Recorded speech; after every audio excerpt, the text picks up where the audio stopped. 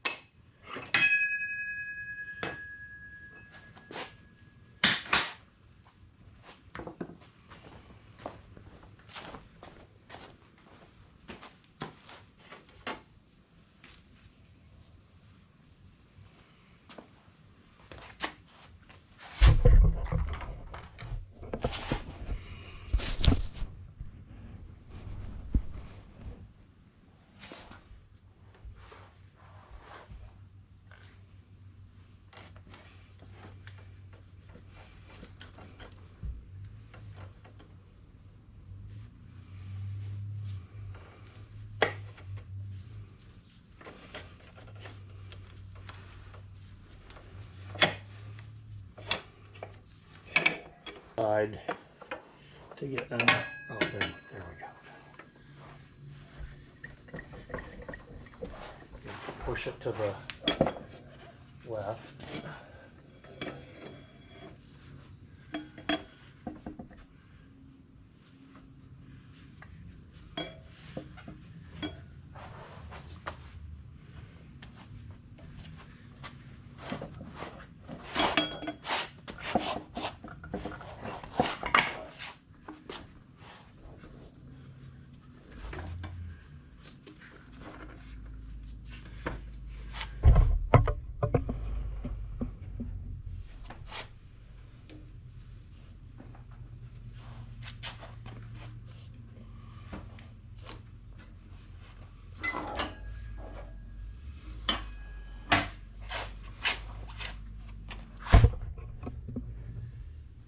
Okay, there, the wheel is out. Okay, I'm going to show you guys a little trick. If it's a sunny day, lay your new tire out in bright sunshine, and that will warm up the rubber. And when the rubber's warmed up, it makes it a little more pliable, and it'll be much easier to mount the new tire. A little trick for you. So before you reinstall your back wheel, you should take out the push drive and grease the pins in there, and then you also need to grease this spline. Okay, frequently the push drive is stuck in there and it's very difficult to remove. So I made an improvised slide hammer with a 12 millimeter engine mount bolt and a big socket. And what I did is I just hooked that in like that and tapped it like that, and it came loose. I did put some penetrating oil in there first, because as you can see, these rubber bushings have a steel sleeve in them, and then you have a steel pin going into that sleeve. So what happens is the pins get rusted in there, and it makes it difficult to take out. So I doused it with penetrating oil and then used an improvised slide hammer to remove it. So now all that's left to do is grease the pins and then grease the spline. And this is, I'm using high pressure waterproof marine grease.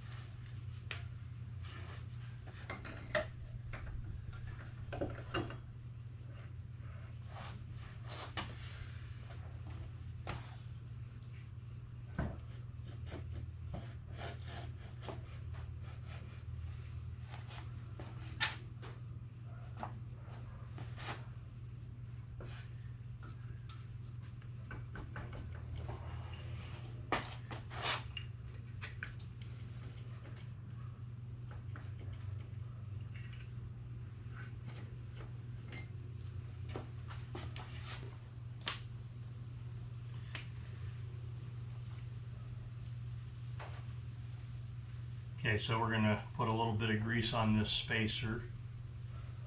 Don't overdo it, it'll attract a lot of dirt if there's too much. Slip that back in, and then we have to get that brake caliper back where it belongs.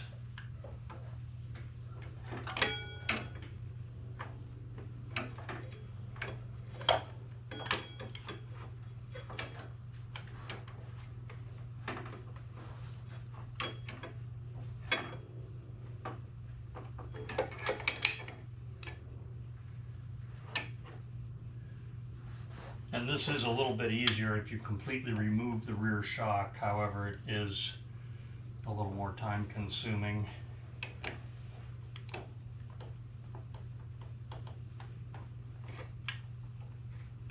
I need to get that shock pulled up out of my way. A little piece of tying wire is slipping.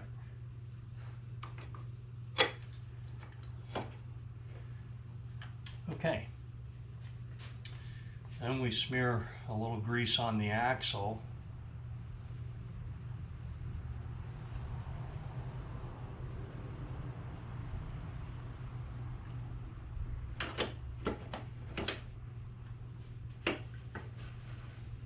Look at that, it slid right through there and I didn't even have to pound on it.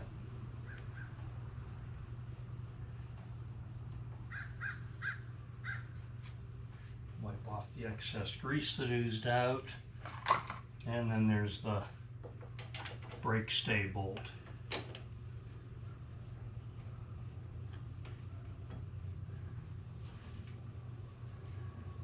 I'm just gonna start that in there for now, tighten it later.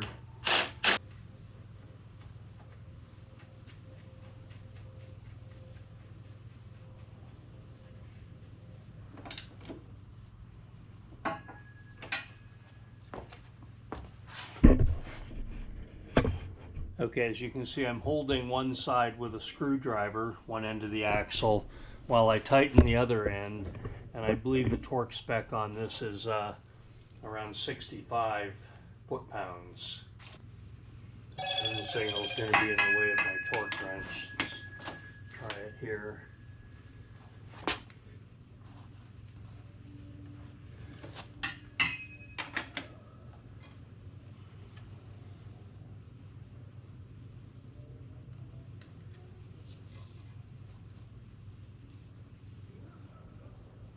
There we go. And then once you get that, you just simply have to line up the cotter pin hole. I need to go just a little more. Tiny bit more. Okay, once you have that torqued, make sure that your wheel still spins. Remember, we've got the swing arm sitting on a jack, so my wheel is spinning freely, as it should be. Okay, all that's left now is to let the jack down and hook up the shocks. So,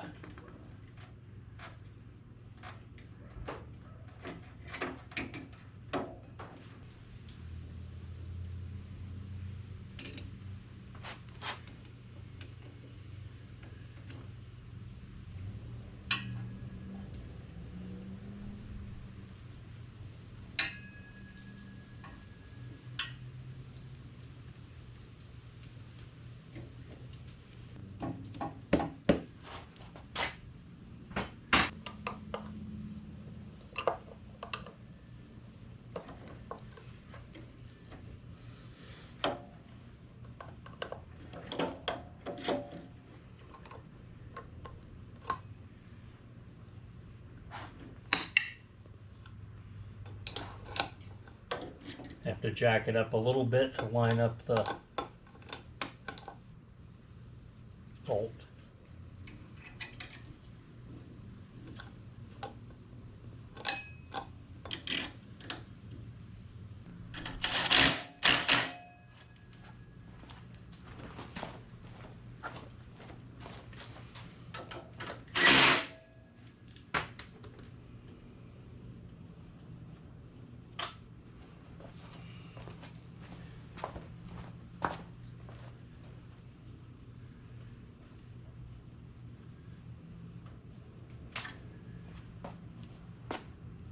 Okay, there we go. I've removed and installed and reinstalled the back wheel with a new tire. And this did have a tube in it, it's now tubeless. And I tested it for leaks with soapy water. It does not leak. So there we have it. The 1979 Goldwing, ready for action. All I'm going to do now is take this for a little test drive and fill the gas tank and then return it to its owner. I hope you liked my video. If you did, give me a big thumbs up. Subscribe to my channel for more interesting content, I hope. And thanks for watching.